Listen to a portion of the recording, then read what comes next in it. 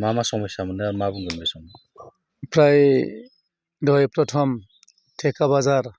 रथिटलायाव थांदों आदिबासि गामियाव बिथांमोननाव हानि एसे समस्या दंमोन आरो फ्राय अलमस्ट प्रसेस जाबाय बिथांमोनाबो लेन्ड टाइटेल मोनगोन आरो बिनि उनाव थेका बाजाराव दावबायदों बाव गोबां रोखोम बेमार आजार दंमोन बै बिथांमोनजों सावरायनानै जों फैदों जाहाथे मोजां ट्रिटमेन्ट लायो मोजां राहा लामा लानो हायो आरो बिब्दिनो आरो नै दा बे बिरतला गामि सान्थाल गामियाव फैदों बिथांमोनजों सावरायदों जे गामियाव मा जादों आरो मा जायाखै मा समस्या दं दैज्लां बोथोर फैगौ बान्दोफ्रा माबोरै दं आरो माबोरै गैया लामाफ्रा माबोरै दं माबोरै गैया बेखौ नायबिजिरनानै जुदि प्रब्लेम दंबा बेखौ जोङो मावनायनि लामा लाबाय थादों आरो दहाय रामपुर राभा गामियाव थांदों बिथांमोनजोंबो सावरायदों मोगा मोगि बिथांमोननाव मोनसे इसु बुंदों लामा एसे गाज्रि बेखौ आं बुंदों बेखौ मावनानै होगोन थाबैनो थिग बिदिनो समस्थियाव गोबां फिसा फिसौ बिदिनो समस्या दं बैफोरखौ रायजो राजाजों रायज्लायनानै जोङो खामानि मावफुंना होनायनि थाखाय आखायाव लाबाय थादों दा अभारअल जों समस्थियाव आङो गिदिंबाय थादों बयबो मोनसे खोथा बुंदों जे फैबाय थानाय 2025आव बिटिआर इलेक्सनाव सरकार जे दागोन इउपिपिएलआ आरो रायजो राजाया जे अनसायदों जे दानि बे साराय बोसोराव जोंनि मानगोनां मावफुं सोद्रोमा प्रमद बर' बिथांनि खामानि मावनाय बेखौ नुनानै गुबुन गुबुन हारि माहारिफ्रा दोलै नोगोरै बयबो जोंनि दोलोआव जइन जादों फ्राय मैयाबो गोबां जइन जादों दिनैबो जइन जादों बे प्रग्रामा जाबाय थादों ओंखायनो आं आसा खालामो जोङो रायजो राजानि मदद आरो हेफाजाब मोननानै आरो फैबाय थानाय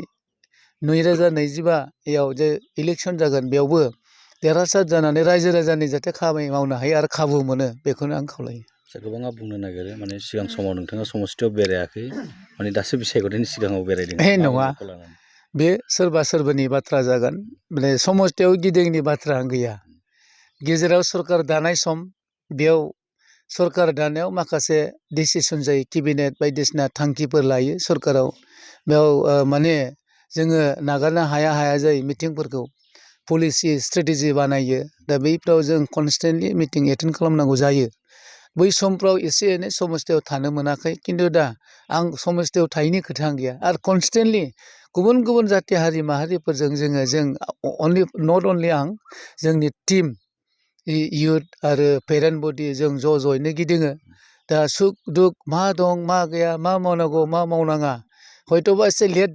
जादों बा जों मावदोंबो दा ओंखायनो जों जेसे हायो एसे रायजो राजाजों जगाजग खालामबाय थादों रायज्लायबाय थादों फैबाय थानाय समाव बिब्दिनो आरो जाहाथे खामानि मावनो मोनो जाहाथे रायजो राजाया सुजुग होयो आं बेखौनो खावलायो। कम्पिउटार कर्सनि सोलोंथाइ लानो गोसो गुदुं सुबुंफोरनि थाखाय गोजोनथाव खौरां